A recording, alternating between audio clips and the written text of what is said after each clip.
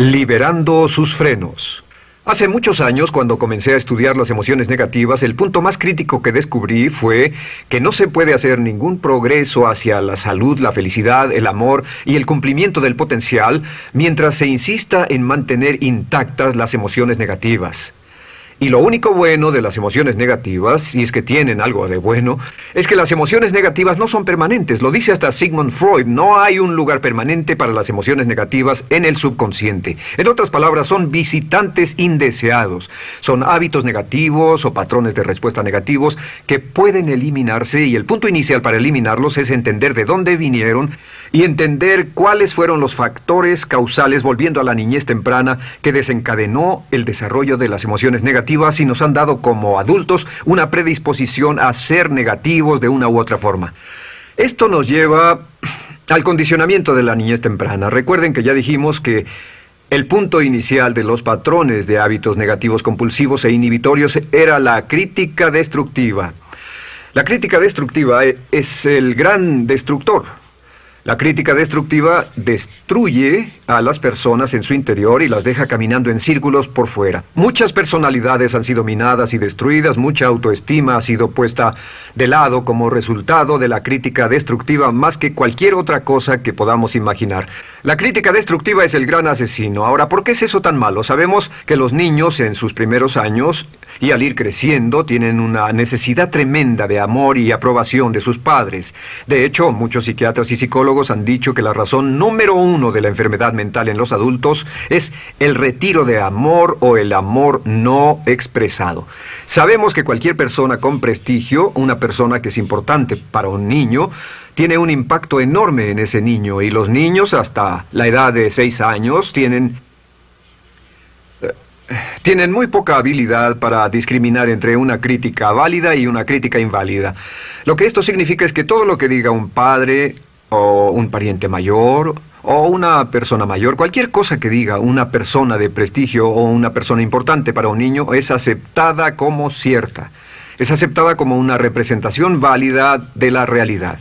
Si una madre dice eres un niño malo, o si un papá dice eres flojo, si alguien dice no eres dependiente, o si alguien dice que somos estúpidos o tontos o feos, el niño no tiene capacidad alguna para discriminar entre lo válido y lo no válido. Ese niño acepta eso como una verdadera representación de la realidad. Va más allá de la mente consciente, va directamente al subconsciente y ahí se queda. Muchos de nosotros como adultos aún estamos viviendo en base a la información negativa que recibimos cuando éramos niños. Y después como adultos, ¿qué decimos? Pues decimos así es como soy, o siempre he sido así, o algunas personas dirán, pues es de familia, tu padre era así, los hijos son así, tu madre era así, etc. ¿De dónde viene? Nada de estas cosas es de familia. Por ejemplo, cuando estaba creciendo, mis padres habían sufrido la depresión y la depresión les produjo un impacto enorme. Y cuando hablábamos de comprar algo, lo recuerdo muy bien, mis padres se ponían muy tensos y decían, no podemos pagarlo, no podemos pagarlo, no podemos pagarlo, no podemos pagarlo. Tenían una mentalidad de carencia, esta mentalidad de no podemos pagarlo toda su vida. Y luego yo crecí y aunque nunca he experimentado la depresión, y la mayoría de ustedes, 10, 20, 30, 40 años después, aún estamos diciendo, no puedo pagarlo, no puedo pagarlo, no puedo pagarlo. Aún tomamos como base esas frases críticas, esas frases emocionales que usaban nuestros padres. Tal vez sus padres les decían, como mi padre me decía a mí una y otra vez, nunca acabas lo que empiezas, nunca acabas lo que empiezas. Nunca acabas lo que empiezas. Eres un flojo, nunca acabas lo que empiezas. Y cuando fui adulto tuve muchos problemas para acabar lo que empezaba. Al acercarme al final de la tarea, comenzaba a sentirme ansioso y buscaba cualquier excusa por posponerla o retrasarla. El segundo factor que nos predispone a emociones negativas es la falta de amor. Sabemos que las personalidades de los niños se desarrollan al grado en que reciben una alta calidad y una alta cantidad de amor de sus padres. Existe una relación de 1 a 1 entre la cantidad de amor, la calidad de amor y una personalidad sana. Ese amor negado o la privación de amor es la causa clave de la infelicidad, la negatividad y la enfermedad mental en los adultos. Para que un niño se sienta realmente amado, el niño debe tener padres con buenos conceptos, y la mayoría de nosotros tuvimos padres que fueron víctimas de sus padres, que a su vez fueron víctimas de sus padres. Un escritor famoso dice que todo el mundo es víctima de una víctima. Todos son víctimas de víctimas. Nuestros padres quisieron criarnos de la mejor forma posible, pero ellos mismos fueron víctimas de víctimas. Y para que un niño se sienta realmente amado, deben existir 3 condiciones. La condición número 1 es: los padres deben amarse a sí mismos. Los padres deben amarse a sí mismos. Recuerden, nunca le podrán dar más amor a otros que el que sienten por sí mismos. Si no se aman a sí mismos, no pueden amar a sus hijos. Si tienen un poco de amor por sí mismos, deben difundirlo en sus hijos. Si tienen poco amor por sí mismos y es absorbido por sus esposos, entonces, a veces, aunque deseen amar a sus hijos, no tienen amor que darles. Sus padres querían amarlos y en muchos casos no tenían amor para darles, y eso es porque nunca lo recibieron cuando crecieron. El segundo requisito es: los padres deben amarse mutuamente. Para que un niño crezca sintiendo confianza en sí mismo, crezca sintiéndose amado, a salvo y seguro, debe crecer en un ambiente donde los padres se amen. No hay nada que le dé más temor a un niño que crecer en un hogar donde los padres peleen entre sí, donde los padres no se amen, donde haya dificultades, porque el niño siempre tiene una tendencia, primero que nada, ser una víctima, pues al niño se le grita y se le vocifera, y entonces cree que la razón por la que mamá y papá pelean es su culpa. Ahora, una investigación interesante: como hay muchas familias de un solo padre, la investigación interesante muestra que cuando uno de los padres se va como resultado de una separación o un divorcio, los niños que quedan invariablemente están convencidos de que la razón por la que el otro padre se fue se debió a algo que él hizo. Y es importante que si un matrimonio o una relación va a terminar y uno se va a ir, que el padre que se quede les diga a los niños una y otra vez que la razón por la que la relación no funcionó no tuvo nada que ver con ellos. Solo tuvo que ver conmigo y con papá, conmigo y con mamá. No tiene nada que ver con el niño. El niño necesita oírlo muchas veces antes de que se sienta confiado y seguro. Y por supuesto, siempre es mejor que un niño sea criado por un padre que lo ama que por 2 padres que no se aman. Una tercera condición que debe cumplirse si no quiere que exista la falta de amor es que los padres deben amar al niño. Los padres deben amar al niño. Bueno, esto parece muy obvio y muy lógico. La verdad es que, y esto es lo más difícil para usted y para mí como adultos, que ni siquiera lo pensamos, que es posible que nuestros padres no nos quisieron. No porque no lo intentaran, querían amarnos y tenían la intención de hacerlo, desde luego, etcétera, etcétera, pero simplemente como tenían conflictos mutuos y problemas sin resolver con sus padres, y sufrieron la guerra y la depresión, tenían que hacer carrera y otras responsabilidades, nunca lo lograron totalmente. ¿Entienden? Esa fue la dificultad. Lo deseaban, pero nunca lo lograron. La única forma en que puede amarse a un niño es pasando una gran cantidad y calidad de tiempo con el niño. Tiempo en gran cantidad y calidad con el niño. 10 minutos al día no bastan. Los niños se consideran valiosos según el grado en que las personas más importantes en su vida pasen tiempo con ellos. Si las personas más importantes en su vida, sus padres, solo pasan poco tiempo con ellos, los niños concluyen que la razón para ello es que tienen muchos defectos, que hay algo esencialmente malo en ellos y que por eso sus padres no pasan más tiempo con ellos. Los niños no piensan con la razón, lo hacen en forma emocional. Solo piensan: mi padre está aquí, me ama, y si no pasa tiempo conmigo, él o ella no me aman. Y si cualquiera de esas 3 condiciones existió o más cuando estaba creciendo, los padres no se amaban a sí mismos, o no se amaban mutuamente, o tal vez no lo amaban porque nunca lo lograron, aunque querían, entonces usted debe haber crecido en conjunción con la crítica destructiva que se llama culpa. ¿Y qué es la culpa?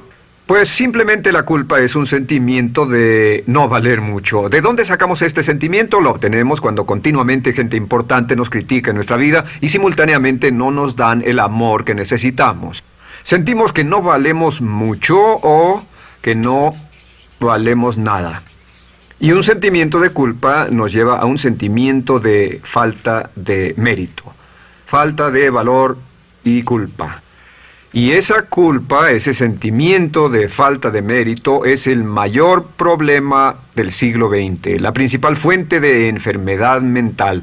Es la fuente principal de los problemas en las relaciones, la fuente principal de enfermedad psicosomática, la fuente principal de la mayoría de los problemas que afectan a nuestra sociedad. Es el profundo sentimiento de culpa y falta de mérito que se expresa o se esconde en los pensamientos o en la actitud: no valgo suficiente, no valgo suficiente. No valgo suficiente. Ya hablamos de la autoestima y de lo importante que es. La autoestima significa me quiero mucho, me quiero mucho, me quiero mucho, me quiero mucho.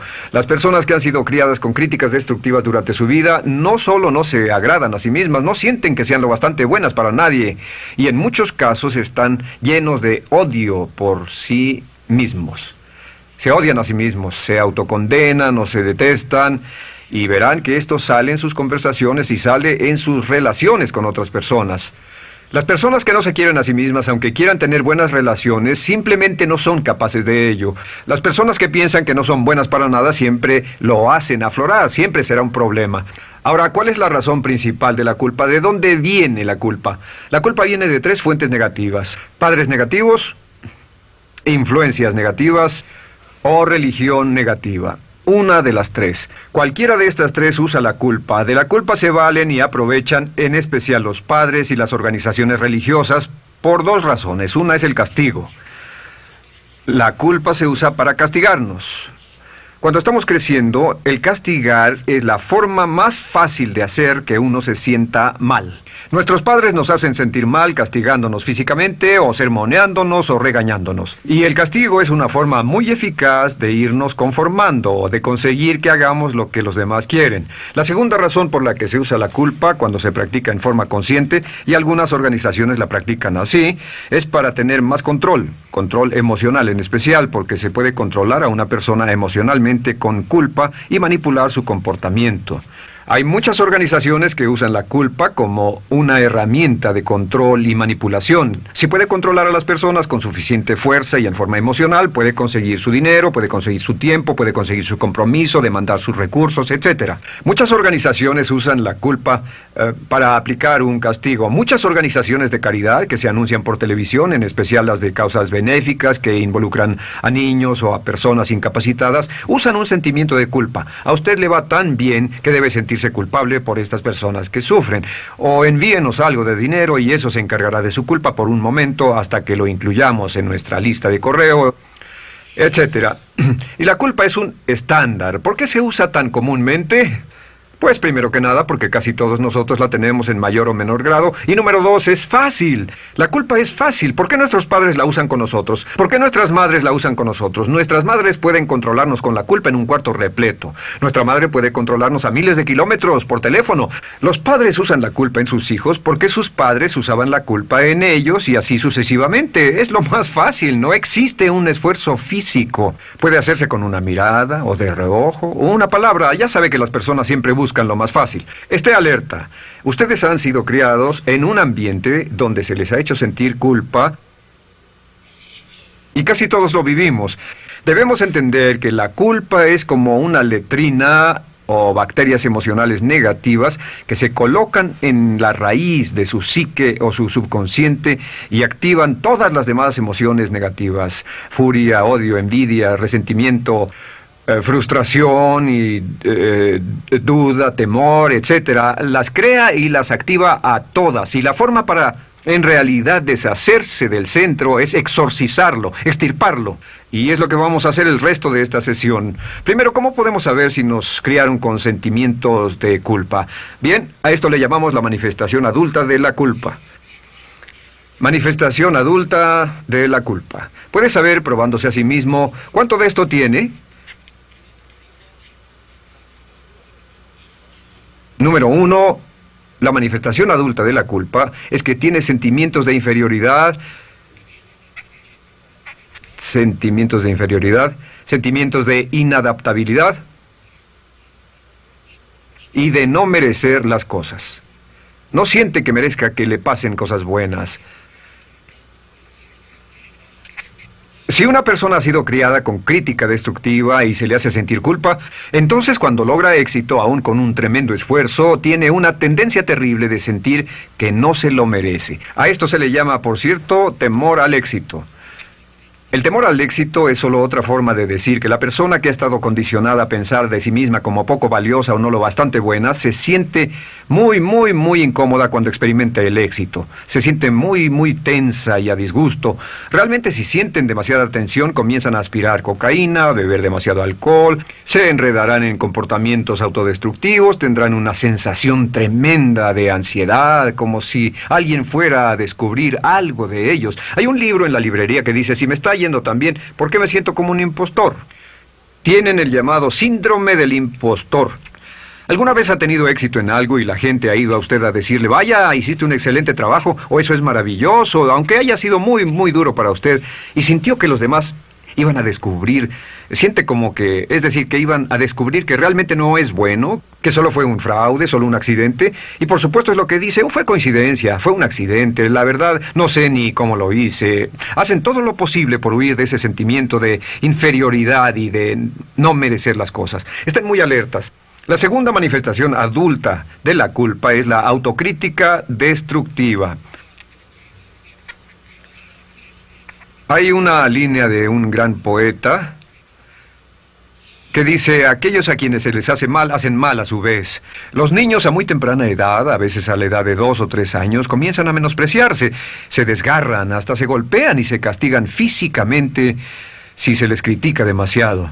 Siempre dicen el equivalente de no valgo suficiente o no soy muy bueno, y se castigan a sí mismos. Y la crítica destructiva es un síntoma real de un sentimiento escondido de culpa e insuficiencia. El número 3 es que, fácilmente manipuladas por la culpa, las personas pueden jalar sus cordones de culpa en forma muy simple. Realmente vemos que existen 2 tipos de personas en el mundo, los lanzadores de culpa y los receptores de culpa.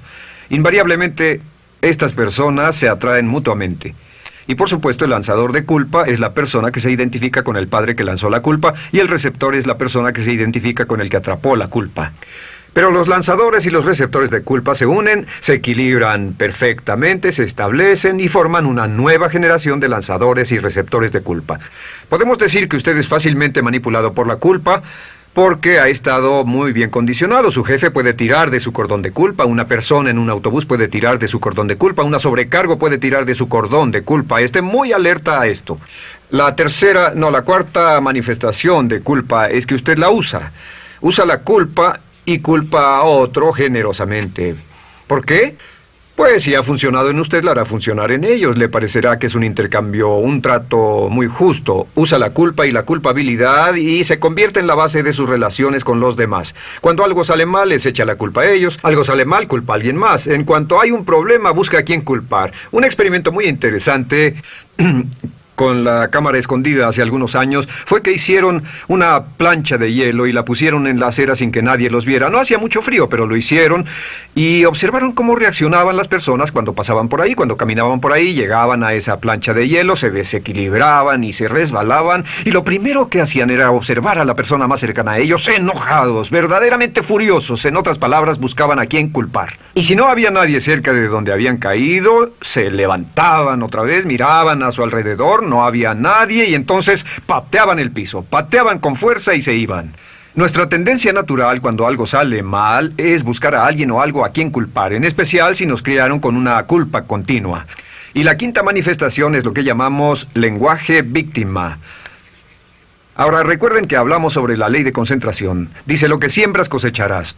También dice, si usas lenguaje de víctima, mantienes viva la culpa, la refuerzas, la edificas, la cultivas, la utilizas. El lenguaje víctima es lenguaje como no puedo, no puedo, no puedo. Cuando dice no puedo, no puedo, no puedo, envía un mensaje a su mente subconsciente y la mente subconsciente comprende que está inhabilitado, que no tiene control, que es una víctima. Y cuando desea poder hacer algo, su mente subconsciente retroalimenta su mensaje y dice no puedes, no puedes. Y lo segundo que dice es tengo que, y otra vez no tengo control, no estoy a cargo. Pero existe otra expresión del lenguaje víctima que debemos evitar, y es esta, trataré. Trataré, sea lo que sea, trataré. ¿Qué significan las palabras trataré? Pues déjenme decirles qué significan. Significan voy a fracasar y lo digo anticipadamente para que no me vengan con represalias. En otras palabras, dice trataré de llegar a tiempo, pero lo que está diciendo es tal vez llegue tarde y no pueden reclamarme porque dije que trataría. Cuando una persona dice trataré, está disculpando su fracaso por anticipado. Si fuera al doctor y el doctor lo examinara, lo auscultara y le dijera, pues está en pésimas condiciones, tendremos que intervenir, debemos llevarlo al hospital ahora mismo, me sorprende que haya llegado aquí. Usted dirá, bueno doctor, espero que haga un buen trabajo. Y él dice, trataré. Si él dice eso, usted seguramente buscará otro médico. O si va a un abogado. Lo culpan de algo y va a un abogado y le presenta su caso y dice, oiga, va a defenderme, y él dice, trataré. ¿Qué está diciendo? Está diciendo, escuche, he estudiado el caso y por lo que veo no hay mucha esperanza, pero lo tomaré de todos modos. Trataré son los que tratan de conseguir que les pague por anticipado. Otro juego de palabras que no debe usar. Por cierto, con respecto a trataré, lo que debe decir es lo haré o no lo haré. No trataré. Si alguna vez en nuestro negocio, tenemos un negocio muy activo, si llamamos a alguien y le pedimos alguna cosa o algún trabajo y dice trataré de conseguirlo para el viernes o trataré de terminarlo a tiempo, al instante sabemos que lo que quiere decir es que quiere sentirse libre, no comprometerse. Así que nunca dejamos que nadie se vaya con un trataré, debe ser hecho o no, y queremos obtener una seguridad. Si hace falta, nosotros lo hacemos. Cuando dicen trataré, lo que están haciendo es que se están lavando las manos. Esté alerta, la otra palabra es desearía. Dicen que un deseo es una esperanza o una meta sin energía detrás. Desearía. ¿Qué significa un deseo? Desearía significa que me gustaría tener algo, pero sé que nunca lo podré tener. Cuando dice desearía bajar de peso, ¿qué significa? Las palabras no dichas son, pero sé que no puedo. Porque no por las excusas que tiene y el metabolismo que tiene y los problemas, etcétera. Siempre hay razones por qué debe salir, etcétera. Desearía dejar de fumar, desearía estar en forma. Desearía, desearía, desearía. Cuando usa la palabra desearía, le muestra al subconsciente que esto es algo que no cree que le sea posible lograr o adquirir. Entonces el subconsciente descarta completamente esto como meta y no le da energía, ni motivación, ni impulso, ni deseo de lograrlo. Así que esté muy alerta al lenguaje víctima. Esté alerta a la expresión sí, pero. O lo haría, sí, pero. Alguien le dice, haga esto, y usted dice, sí, pero. La palabra pero, por cierto, es el gran borrador. Si una persona le dice, podría incrementar sus ingresos o incrementar su rendimiento, ser una persona mejor o más feliz o bajar de peso o lo que sea, no importa. Y usted dice, sí, pero. Lo que está diciendo es que está borrando toda la aseveración que ha dicho antes. Manda un mensaje a su subconsciente que dice, no hay posibilidad.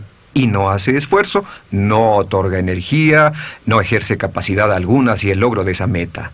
Y las personas que han sido criadas con culpa tienen 5 cualidades o 5 manifestaciones de adultos. Una es que se sienten inferiores, se sienten inadecuadas, sienten que no merecen que les pasen cosas buenas. Estén muy alertas a eso. El número 2... se autocompadecen continuamente, usan la autocrítica destructiva. El número 3, usan la culpa y la culpabilidad en ellos y en otros. El número 4, son manipuladas por la culpa. Y número 5, usan lenguaje víctima. Así que, ¿cómo nos deshacemos de la culpa? ¿No es sorprendente cómo se aclara esto? Este pizarrón, todo se borra. Tengo una varita mágica cuando me voy a sentar al escritorio.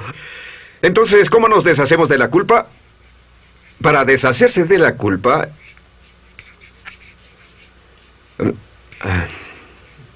este es el proceso. Tiene algunos pasos importantes. Número 1, el primero de la lista, elimine la autocrítica. Elimine la crítica autodestructiva. En otras palabras, nunca diga nada destructivamente crítico de usted mismo. No lo diga. Esta es la regla básica. El subconsciente acepta lo que diga usted como cierto, como un mandato. Así que no diga nada de sí mismo que no desee sinceramente que sea cierto. No diga estoy cansado, estoy gordo. No diga no puedo o debo. No diga nada a menos que quiera que sea cierto. Las palabras que van después de la palabra yo son las palabras que su subconsciente registra como mandatos, excepto cuando dice yo desearía o lo intentaré. Así que elimine la crítica destructiva. Siempre hable en términos positivos sobre usted. Me gusta mi persona, puedo hacerlo, lo haré, escogí hacerlo, pero nunca diga no, no puedo. Número 2 es no dejarse manejar por la culpa. Rehúse ser manejado por la culpa. Porque cada vez que le permita a alguien que lo manipule por la culpa, ¿sabe qué pasa? Refuerza y hace más poderoso el efecto de la influencia de la culpa en su vida. Cuando yo crecí, debo decir que yo crecí en una familia que estaba muy influenciada por la religión negativa. Realmente mi madre, Dios la bendiga, tenía un cinturón negro en el pecado e hizo un trabajo verdaderamente soberbio en ello. Y yo tardé en sobreponerme. Cuando me casé con Bárbara, ella también venía del mismo tipo de familia y recapacitamos. Hay una hermosa respuesta cuando uno de los dos caía de nuevo en los viejos patrones. Decía, no tratas de hacerme sentir culpable, ¿o sí? No tratas de hacerme sentir culpable, ¿o sí? Solo diga, no tratas de hacerme sentir culpable, ¿o sí? Y no deje que las personas lo manipulen usando la culpa. El número 3, no use la culpa o la culpabilidad y anuncie que no va a usarla.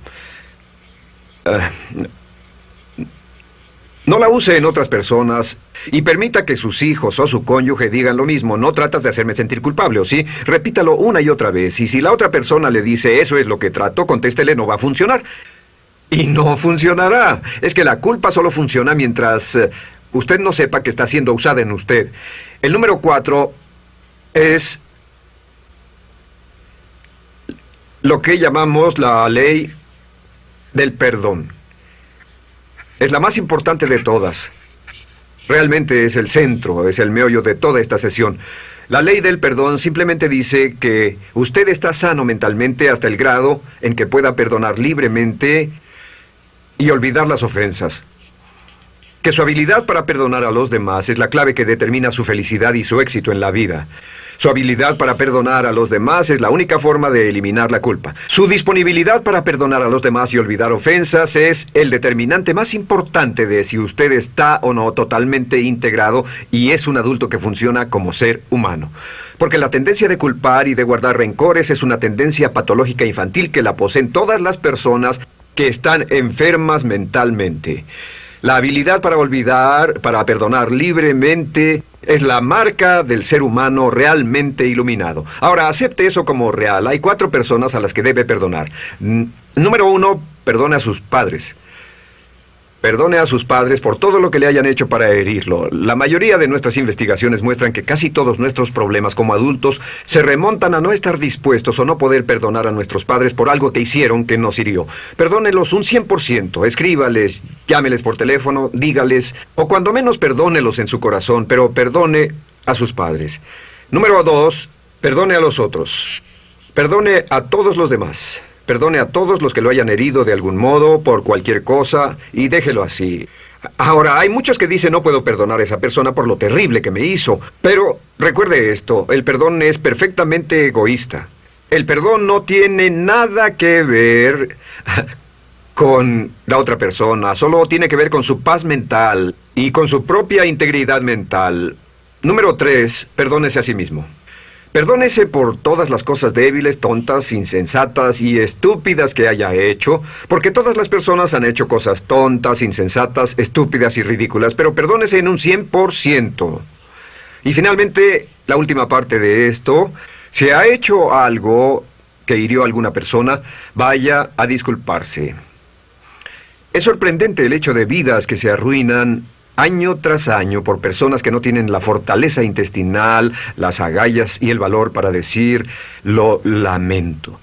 Una de las cosas más importantes es desarrollar carácter hasta el grado en el cual hacemos las cosas que son muy difíciles para nosotros, hasta el grado en el cual hacemos las cosas que sabemos que están bien, aunque sean difíciles, en especial cuando son difíciles emocionalmente. Y la clave para deshacerse de la culpa, la clave para ser una persona total y completamente positiva, es perdonar a los demás. Perdone a las personas con quienes ha sostenido una relación. Perdone a sus jefes anteriores.